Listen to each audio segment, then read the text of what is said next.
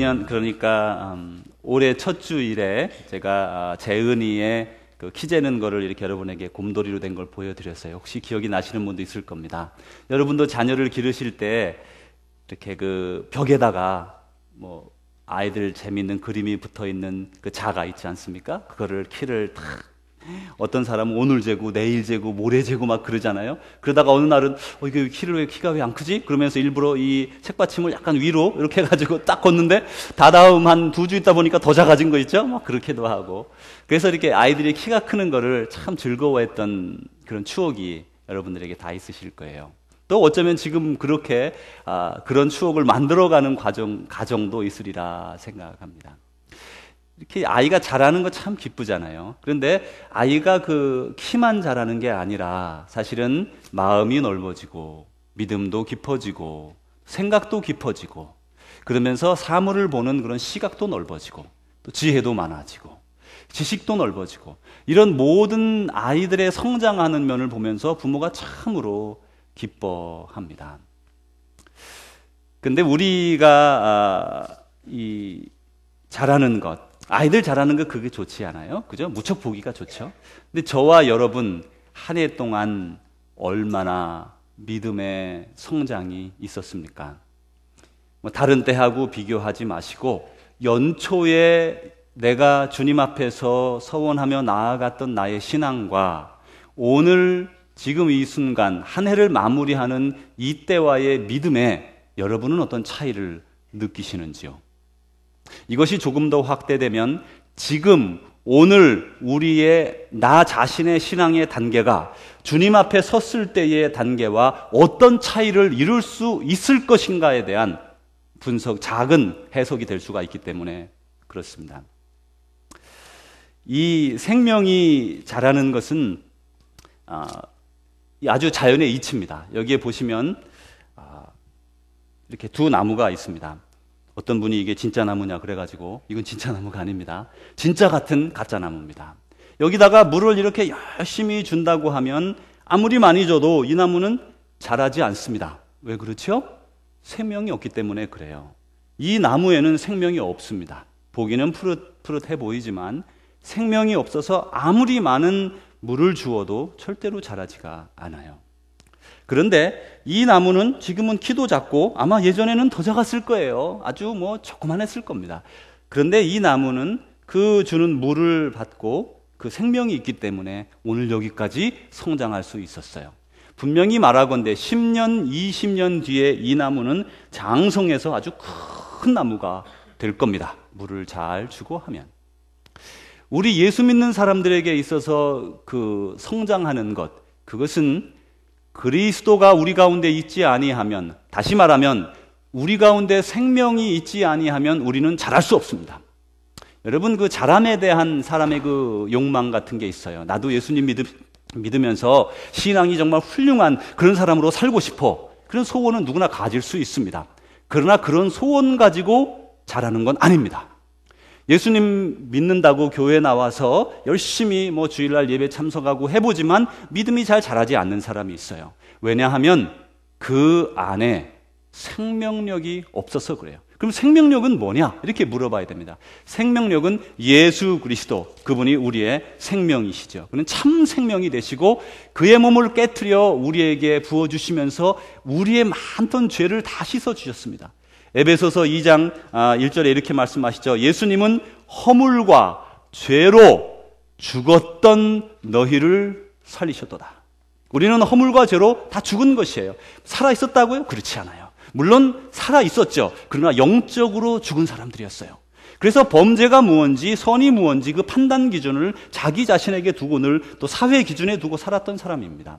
그러나 예수 그리스도를 만나고 그가 우리를 영접해 주신 이후에 우리는 하나님의 자녀가 되고 그의 제자들이 되어서 무엇보다도 생명력이 우리 가운데 들어오게 되었어요. 그래서 이전에 죽었던 나무와 달리 생명을 가지게 되고 그 생명이 자라나게 된 것입니다. 그래서 우리의 생명은 당연히 자연스럽게 자라나서 오늘에 이르게 됩니다.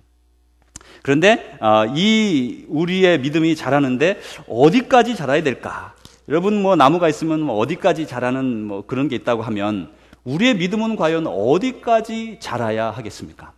여러분이 기대하는 여러분의 믿음의 높이는 얼만큼입니까? 이 믿음의 높이, 오늘 우리가 올해 한 해 내내 생각했던 것처럼 성경에서 뭐라고 말씀하는가 하면 예수님에게까지, 머리가 되신 예수님에게까지 자라가라. 우리는 그렇게 생각하죠. 내가 믿음이 자라나서 그냥 실수하고 또 이러다가 또 믿고 또 이렇게 회개하고 이렇게 사는 거지. 그렇게 좀 자포자기적인, 그리고 온전한 신앙을 회복하려고 하는 그런 그 열망과 열정이 사라진 믿음 생활을 하는 사람들이 상당히 많습니다. 성경에 보면 복음서가 있어요. 마태, 마가, 누가, 요한. 이 사복음서에 보면 예수님의 제자들이 막 좌충우돌하면서 예수님한테 배웁니다. 그래서 예수님이 이제 가르쳐 주죠. 이렇게 하지 마라, 저렇게 하라, 이렇게 하지 마라, 저렇게 하라. 그 제자들이 그걸 잘 모르니까 3년 동안 배울 동안에는 이렇게도 하고 저렇게도 하고, 예수님 그 가는 길을 베드로 같은 사람은 앞에 가서 막기도 하고, 성격은 급해가지고 말이죠. 야고보, 요한 같은 사람은 사마리아 사람들이 주님의 말씀을 듣지 않자 저들에게 불을 내려 멸망시키시옵소서, 이렇게까지 말하면서 이 많은 제자들은 아직 성숙하지 않은 믿음의 단계에 있었던 거예요. 우리도 물론 그런 단계에 있을 때가 있습니다. 그리고 저와 여러분은 어떤 때는 그런 단계에, 그리고 여러분 중에 어떤 분들은 지금 그런 단계에 있을지 모릅니다. 그런데 여러분 속지 마십시오. 베드로 같은 경우는 아주 그 성격이 모가난, 그리고 또 뭐가 났다기보다 성격이 급한, 그러다 보면 실수를 많이 하죠. 그래서 많은 실수를 하고 예수님에게 아주 사탄아 내 뒤로 물러가라, 이런 아주 나쁜 말까지 들은 그런 사람이에요.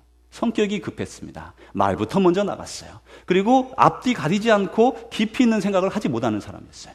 근데 그가 성령이 그에게 임하고 나자 그가 다른 사람이 되어서 그는 이전에 성격 급하고 불같았던 것들이 다 사라지고 새로운 열정을 가진 하나님의 손에 붙들린 도구로 살아가게 되는 거예요. 여러분 중에 그런 사람이 있습니다. 저는요 성격이 너무 급해가지고요 이거 못 고칩니다. 전 평생 이렇게 살아야 됩니다. 그래요? 누가 그렇게 말했습니까? 여러분 중에 성격이 급한 사람이 있을 겁니다. 그런데 누가 여러분더러 당신은 성격이 급하니까, 태어날 때부터 급했으니까 죽을 때까지 급하게 맘대로 말하고 맘대로 생각하고 행동하고 살다가 죽어라라고 누가 여러분에게 그런 명령을 내렸습니까? 성경은 그렇게 말하지 않아요. 우리가 잘못된 것은 고치고 하나님 안에서 베드로의 경우를 보면 완전히 새로운 사람으로 거듭났단 말이에요. 근데 그 거듭남을 여러분 거절하지 마십시오. 거듭남을 받아들이십시오. 여러분 거듭날 수 있어요. 어떤 사람은 전도하려고 하면 저는 부끄러움이 많아서 전도를 못해요. 이해 갑니다. 여러분 지나가는 사람에게 예수 믿으세요, 그 말이 쉬운 줄 알아요? 좀 이렇게 활달한 사람이라고 그게 잘 나오는 줄 알아요? 잘 안 돼요. 은혜 받은 사람만 할 수 있는 거예요.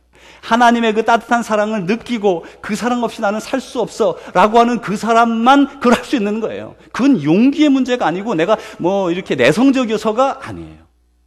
그렇지 않습니다. 내성적인 사람이 있다면 내가 좀 하나님을 위해서 조금 더 내 내성적인 것을 좀 낮추고 하나님의 성품을 닮으려고 하면 닮아야 돼요. 이 모든 것은 내가 끝까지 가지고 가라고 주신 것이 아니에요. 태어날 때 부족한 면이 있었으면 그걸 다시 주님의 안에서 새로운 생명으로 거듭나서 그 새 생명으로 살아가라고 말씀하죠. 그래, 이제 우리가 믿음에서 얼마만큼 성장을 해야 되느냐. 여러분, 매년 우리가 한 해가 갈 때마다 저에게 그런 생각이 듭니다.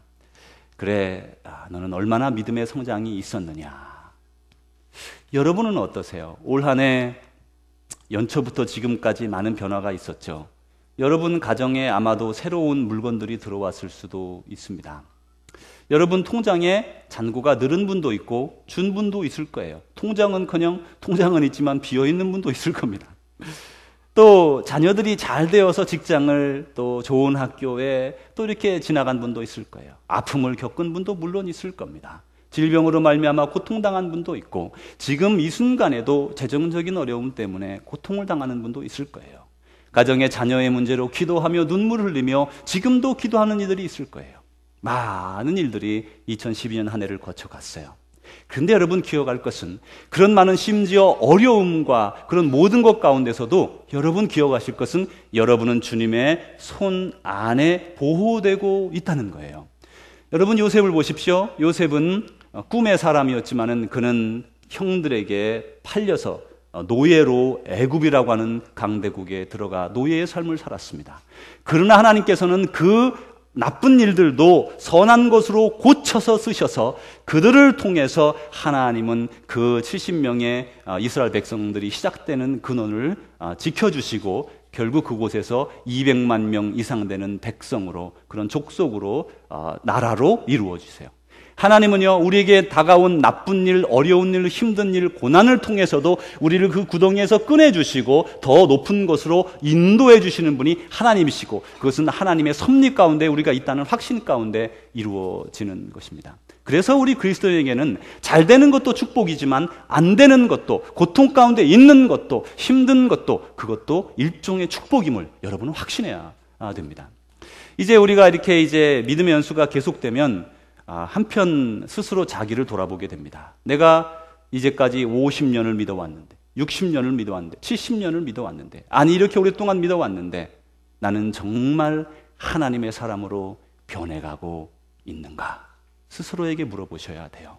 왜냐하면 올해 물어보지 아니하면 내년에 동일한 결과가 또 있을 것이고, 변화되지 아니하는 마치 죽은 나무처럼 성장하지 아니하다가 주님 앞에 언제 설지 모르기 때문에 그렇습니다. 그래서 성장은 오늘 곧 우리에게 이루어져야 하는 것입니다. 그러면 구체적으로 우리의 믿음이 어떻게 성장이 되어지는가에 대해서 말씀을 드립니다. 여러분, 식물은 어떻게 자랍니까? 식물은 물을 주고, 또 물론 그 물 속에는 말이죠, 그 영양분이 다 있어요. 그래가지고 물 먹고 햇빛 비추어서 이것들이 자라게 됩니다. 근데 이 섭리라는 게 얼마나 놀라운지 아세요? 이 나무가 집에 있는 화초라면 분명히 그 주인이 물을 줘야만 먹을 수가 있어요. 밭에, 바깥에 심겨진 나무라면 그렇다 하더라도 하나님께서 비를 보내주셔야 먹을 수가 있는 거예요. 다시 말하면 이 물이 자라는 데 필요한 물과 햇빛은 하나님의 섭리로부터 온다는 거예요. 하나님의 은혜로부터 내려온다는 거예요. 동물은 어떻게 자랍니까?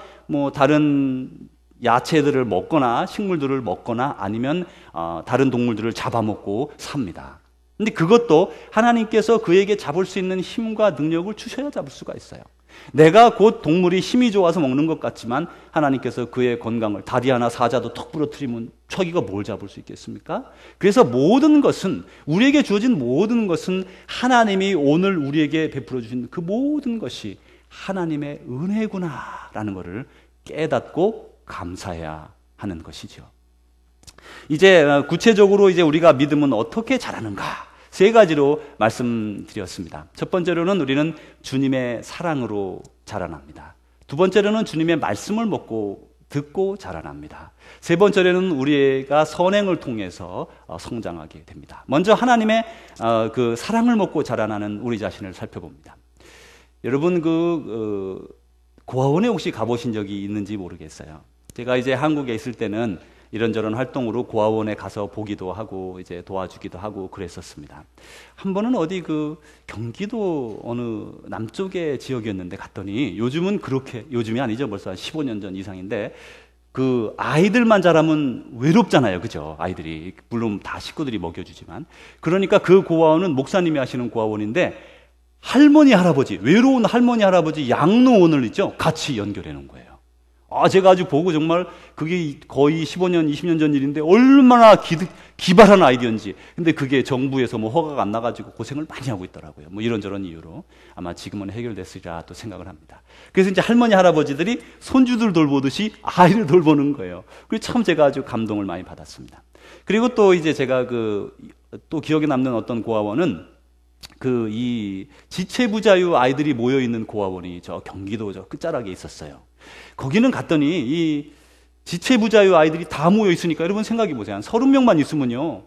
거기 그냥 금세 냄새가 아주 진동합니다. 애들이 변을 맘대로 못 보죠. 혼자 못 보죠. 그러니까 돕는 사람이 있음에도 불구하고 들어가면서부터 그냥 숨쉬기가 거부갑니다. 근데 그런 아이들이 이제 3-4명씩 한 방에 있고 방을 여러 개 산에다가 이렇게 깎아서 만들어 놓았던 기억이 납니다. 그래 이제 그분들하고 얘기도 하고 아이들도 도와주고 이제 여러 가지 지체 장애가 있죠. 일반 고아원이라 할지라도 아이들에게는 뭐 먹는 거, 입는 거, 신는 거에 불편은 이제는 없어요. 어쩌면 한국에 지금 그 고아원이 많이 이제 없어졌겠죠, 그죠? 점점 많이 없어지고 있는 상황일 텐데 그 고아들이 먹는 데는 문제가 없습니다. 근데 어디에 문제가 있죠? 사랑을 받지 못하는 거예요. 그 보모들이 사랑을 많이 베풀어 주지만 부모한테 받는 사랑만큼 되지 않죠? 그래서 이 아이들은 자라나면 애정 결핍증을 이렇게 느끼게 됩니다. 그래서 조금만 삐뚤어지면 그 애정을 얻기 위해서 모든 일들을 다 하죠. 그러다 보니까 손쉽게 비뚤은 길로 나가서 실제로 고아들이 자라나서 어려워지는 아이들도 많이 있습니다. 그건 우리 모두의 책임이라 할 수 있어요. 사회가 품어야 될 아이들이기 때문에 그렇습니다. 이제 우리들도 예수님께서 우리에게 이렇게 말씀하셨어요. 염려하지 마라. 내가 너희를 고아와 같이 버려두지 아니하겠다. 너희는 내 사랑하는 자녀라. 이렇게 불러주셨어요. 저와 여러분은 세상에서 어디 있더라도 주님이 우리를 놓치지 않으세요. 그래서 우리는 하나님의 자녀들입니다. 마음이 아주 푸근하죠. 우리는 그 하나님의 사랑 가운데 자라게 되는, 그 부모의 사랑을 품고 아이들이 어려운 가정에서 열심히 공부하고 성실하게 살아서 나중에 훌륭한 사람이 되는 것처럼 우리가 하나님의 품 안에서 사랑을 받으며 자라는, 그래서 우리 믿음은 처음에 하나님의 사랑으로 자라는 겁니다. 두 번째로는 하나님의 말씀으로 자라게 됩니다. 하나님의 말씀을 듣고 또 그 말씀을 먹으면서 자라게 됩니다. 성경에 보면 그렇게 말씀하시죠. 로마서 10장 17절이에요. 믿음은 들음에서 나며 들음은 그리스도의 말씀으로 말미암느니라. 그래서 우리가 이 믿음이 자라는 것은, 영적인 음식은 말씀을 듣는 것이에요. 말씀을 듣는 것. 근데 이 말씀을 듣는 것은, 여러분이 성경을 이렇게 읽으면 이 말씀은 나에게도 주었고 김지사님에게도 주었고 누구에게도 주었고 다 준 똑같은 말씀이라고 생각하고 읽으면요, 객관화가 돼버리는 거예요. 그래서 이건 나한테만 주신 말씀이라고 생각이 안 드는 겁니다. 그렇게 되면 그 말씀을 따르지 않아도 되는 용기가 거기서 생겨나요. 예를 들어 거짓말하지 말라, 도적질하지 말라, 이런 말씀을 읽었어요. 그러면 안 되지, 이렇게 되는 거예요. 누구한테 말씀하시는 거예요 지금요? 그 말씀은 하나님께서 저와 여러분에게 눈앞에서 말씀하시는 거예요. 영으로 말씀하시는 거예요. 너 도둑질하면 안 돼. 도둑질하지 말거라. 만약에 여러분의 아버지께서 나타나셔서 아니면 한국에서 오셔서 아니면 뭐 다시 예전에 너 이렇게 살면 안 돼. 너는 이렇게 살아야 돼. 이러면 여러분 잊어버립니까? 잊어버리지 않죠. 아버지의 음성이 늘 쟁쟁하죠. 우리 아버지 나를 그렇게 사랑해 주시고 이렇게 선하게 살라고 하셨는데 그 말씀이 기억이 나잖아요. 그런 것처럼 이 말씀은 여러분이 이 말씀을 들을 때, 읽을 때 하나님께서 여러분에게 지금 직접 한 명 한 명에게 주는 거예요. 그리고 그 반응이 다 달라요. 다 달라요. 그래서 그 말씀을 우리는 들어야 합니다. 그래서 이제 말씀을 읽는다는 것은 객관적으로 이렇게 읽게 되지만, 물론 편지도 읽습니다만은 이것은 하나님이 나에게 하시는 말씀을 내가 지금 듣고 있다 라는 음성으로 들어야 됩니다. 그래서 아침마다 렉지오 디비나 통해서, 말씀 묵상 통해서 하나님께서 오늘 뭐라고 말씀하시는가, 예를 들어 베드로서에 말씀한 것처럼 너희가 사랑하되 서로 뜨겁게 서로 사랑하라, 이 말씀을 아침에 읽었다고 생각해 보세요. 하루 종일 그 말씀이 머릿속에 있어서 내가 어떻게 뜨겁게 서로 사랑할 수 있을까, 주님 제가 어떻게 사랑할 수 있을까요, 그런 마음이 든단 말이에요. 지나가다가 무슨 일이 있어서 누가 힘든 게 있으면 뜨겁게 사랑하는 말씀이 기억이 납니까 안 납니까? 난다고요. 그래서 뜨겁게 그 사람을 사랑하는 방법을 찾아 사랑하게 되는 것이지요. 그것은 내 의도대로 되는 것이 아니라 하나님의 말씀을 나에게 주신 직접적인 말씀으로 받아들을 때에만 행할 수 있는 거예요. 내가 주님 말씀을 행해야지 그렇지만 어떤 상황이 오면 마음이 쓱 변해버려요. 왜냐하면 하나님이 모든 사람에게 쓰니까 나에게 한 게 아니지, 이렇게 생각이 들기 때문에 그런 거예요. 그래서 하나님 말씀은 우리가 하나님 말씀 나에게 하시는구나 라고 들어야 됩니다. 그래서 우리가 말씀을 들을 때 자라나고 또 그 말씀을 먹을 때 자라납니다. 성경에 보면 에스겔과 사도 요한은 이 성경의 말씀을, 그 당시는 두루마리로 돼 있었거든요. 양피지 같은데 그거를 막 먹었습니다. 먹자 입에서는 닿았지만 배에 들어가자 막 써졌다고 그래요. 근데 이제 우리에게 있어서 말씀을 먹는 것은 아침에 말씀을 묵상하고 그 말씀이 우리의 마음에 남아있죠. 이게 마음에만 남아있어서는 안 되는 거라고요. 말씀을 먹는 건 뭐냐? 말씀이 우리 입으로 들어와서, 영으로 들어와서 우리의 몸으로 퍼져야 되는 거예요. 그게 말씀을 먹는 거예요, 우리에게는. 말씀을 먹는 것은 하나님이 하라고 하신 말씀, 너희가 서로 뜨겁게 사랑하라. 그 말씀을 그래야지 라고 마음에 담아두었던 것이 우리의 손과 발로 다 퍼져나가는 거예요. 그 어떻게 해요? 직접 말씀을 행하는 거예요. 그게 우리가 말씀을 먹은 거죠. 그래서 여러분, 아침마다 말씀을 듣고 그리고 1년, 2년, 3년, 5년, 10년이 지나면 어떻게 되죠? 말씀이 어디에 남아 있습니까? 그 들었던 말씀이, 계속적으로 들었던 말씀이 어디에 남아 있겠어요? 머리예요? 물론 머리에 남아 있겠죠. 마음에요? 물론입니다. 마음에 말씀이 남아 있습니다. 그런데 어디에 남아 있어요? 우리 몸에 남아 있는 거예요. 말씀은 육화되어서, 예수님이 말씀이 육신이 되어 이 땅에 온 것처럼 그 주신 말씀은 우리 가운데 들어와서 영을 통해, 마음을 통해 우리의 온 몸으로 전달되는, 그래서 시간이 지나고 나면 우리 모두가 성도로 변해, 성자로 변해 있는 거예요. 여러분, 주위에서 성자와 성도를 종종 보시는지 모르겠어요. 여러분이 그들 중에 1호가 되십시오. 2호가 되십시오. 3호가 되세요. 이 버밍햄의 가장 중앙적인 위치에 차지한 우리 버밍햄 장로교회는 그냥 성자들이 꽉 찼어. 그냥 거기 가면 그냥 전부 다 사람들이 얼마나 은혜가 많은지, 그런 교회 될 때 여러분이 그런 사람이 되어서 우리 교회를, 은혜를 드러내고 말이죠. 우리 교회가 하나님의 사람들이 모인 교회가 여러분이 그렇게 만들 수가 있는 겁니다. 오늘 본문은 그런데 이렇게 개인의 성장만을 말씀하고 있는 게 아니라 교회의 성장에 대해서도 말합니다. 다음 주에 다시 더 교회에 대해서 좀 더 말씀을 나누는데, 이 교회의 성장은, 여러분 교회는 누굽니까? 우리 다가 교회예요. 이 건물도 아니고요. 우리 교회는 뭐 건물을 교회라고 부르지만 성전이고 우리 모두가 교회입니다. 이렇게 다 연결되어져 가지고 자기의 믿음의 분량에 따라 이렇게 교회를 막 지어가는 거예요. 성경에 보니까 자기 믿음의 분량대로 성장한다 그랬어요. 그래서 어떤 때는 뭐 벽돌이 작은 벽돌도 있고 뭐요, 또 큰 벽돌도 있고 말이죠. 여러분 다 큰 벽돌 되세요. 바위 같은 그런 벽돌 되십시오. 이렇게 단단한 벽돌도 있고 약한 벽돌도 있고 다 그러죠. 그래서 이게 다 연결돼서 교회라는 그런 건전한 믿음의 공동체를 이루어가는 거예요.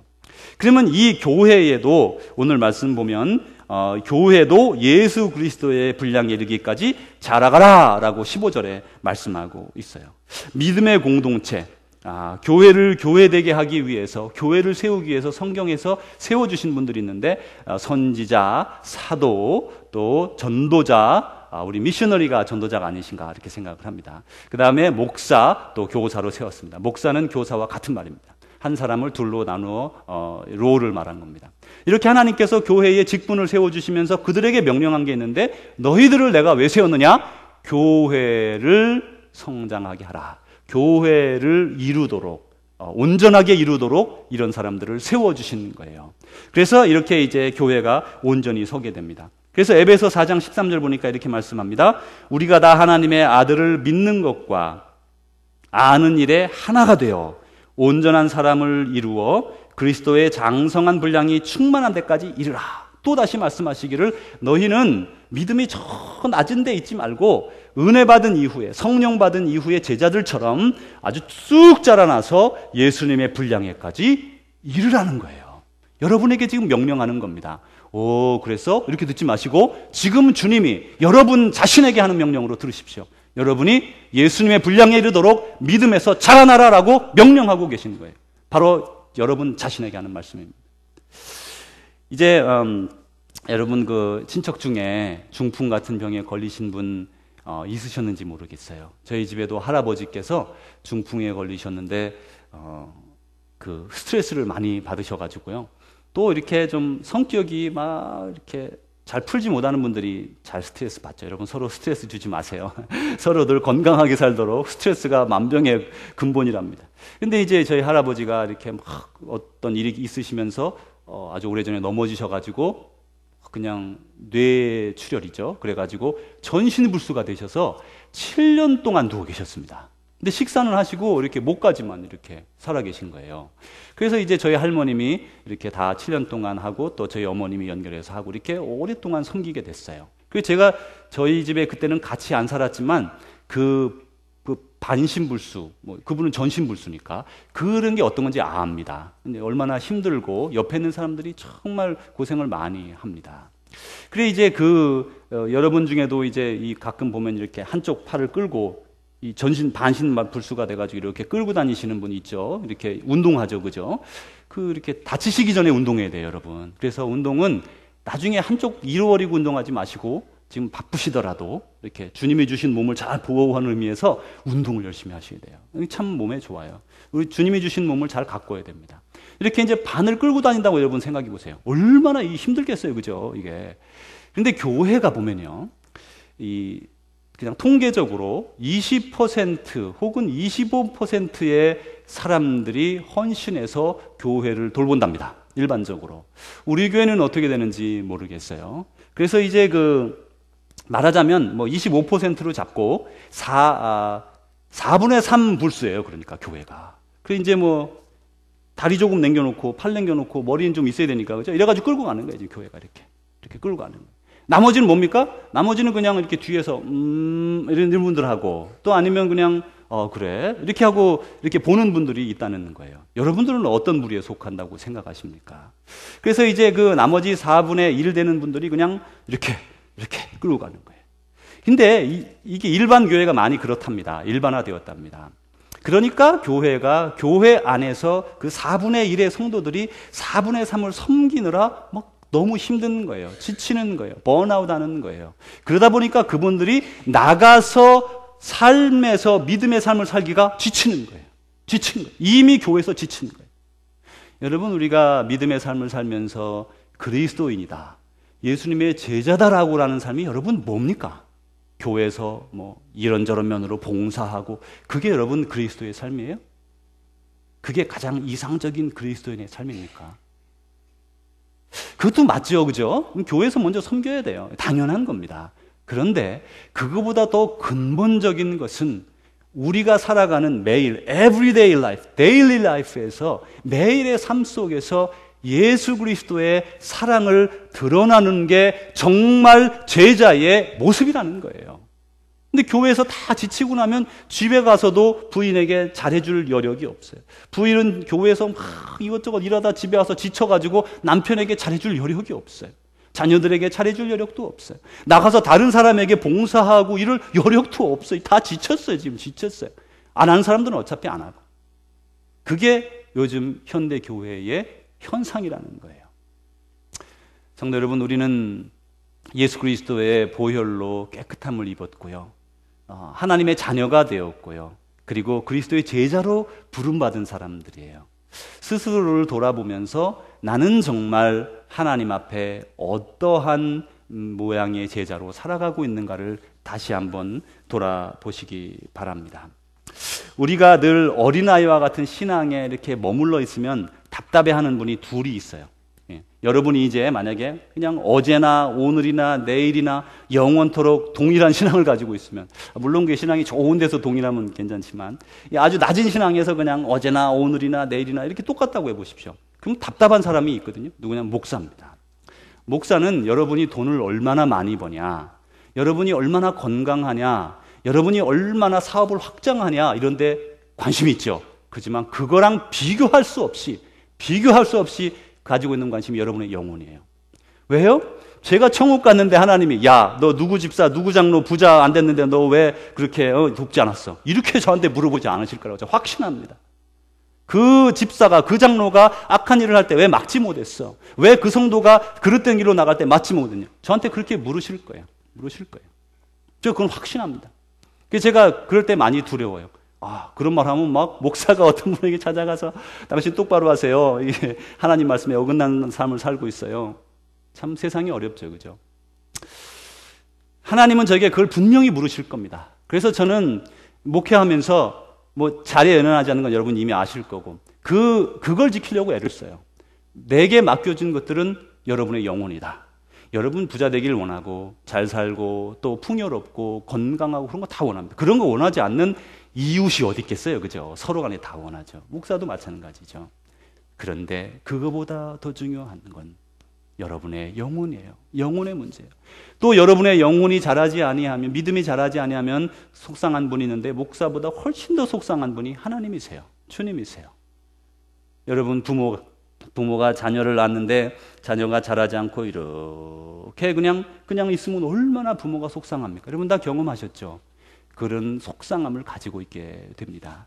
그래서 이제 우리는 이런 그 신앙이 자라나서 쑥쑥 자라나가지고 아주 균형 있게 교회가 잘 성장해야 되죠. 그래서 여러 부분에 있어서 교회의 역할을 감당하고 사회의 어려운 부분들을 감당하고 책임을 지고 그러면서 사회의 많은 부분들에 우리가 도움을 주는, 그래서 열매를 맺는 그런 교회가 되어야 합니다. 사랑하는 성도 여러분, 올 한 해 수고 많으셨어요. 2012년 다사다난했습니다. 어떤 이는 사랑하는 이를 잃었고, 어떤 이는 상처를 입었고, 어떤 이는 고통을 당했고, 어떤 이는 질병으로 고생한 이들이 있습니다. 어떤 이들은 비즈니스를 확장했고, 어떤 이들은 가게를 닫아야 했습니다. 어떤 이들은 하나님을 만나는 놀라운 경험을 했고, 어떤 이들은 맹숭맹숭 의미 없는 신앙생활로 한 해가 지나가기도 했습니다. 우리 인생에 2012년이 분명히 기억되는 많은 일들이 여러분들에게 있었을 거예요. 아주 기억할 만한 그런 일들이죠. 근데 무엇보다도 중요한 것은 우리의 믿음은 얼마나 성장했는가, 그리고 그것은 계속해서 어떻게 성장해 나가야 할 것인가에 있습니다. 사랑하는 성도 여러분, 하나님은 그 성도의 굶주리는 것을 절대 두고 보지 않는다고 말씀하셨어요. 하나님은 하나님의 자녀된 자들을 반드시 돌보십니다. 여러분이 지금 어려움 가운데 있다 할지라도 여러 가지 문제가 다 있어요, 사람마다. 그러나 여러분 염려하지 마십시오. 하나님은 그 악한 소재들을 변화시켜서, 나쁜 소재들을 변화시켜서 선으로 인도하시는 분이세요. 로마서에 주님이 말씀하셨습니다. 하나님께서 사랑하는 자, 곧 그 뜻대로 부르심을 받은 자들에게는 모든 것이 합력하여 선을 이루느니라. 여러분의 삶에 주님이 오늘도 붙들고 계세요. 이제는 주님과 함께 힘차게 이 믿음의 길을 계속해서 나가시기를 주님의 이름으로 축복합니다. 기도하겠습니다. 하나님 아버지 감사합니다. 우리에게 생명을 주셔서 자라게 하시니 감사합니다.